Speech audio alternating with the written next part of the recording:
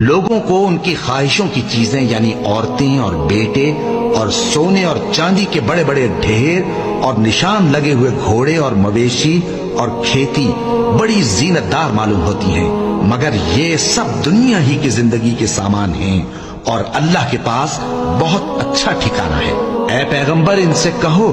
کہ بھلا میں تم کو ایسی چیز بتاؤں جو ان چیزوں سے کہیں اچھی ہو؟ سنو، جو لوگ پرہیزگار ہیں ان کے لیے اللہ کے ہاں باغات بہشت ہیں جن کے نیچے نہریں بہ رہی ہیں، ان میں وہ ہمیشہ رہیں گے، اور پاکیزہ بیویاں ہیں، اور سب سے بڑھ کر اللہ کی خوشنودی۔ اور اللہ اپنے سب بندوں کو دیکھ رہا ہے جو اللہ سے التجا کرتے ہیں کہ اے پروردگار، ہم ایمان لے آئے سو ہم کو ہمارے گناہ معاف فرما اور ہم کو دوزخ کے عذاب سے محفوظ رکھ۔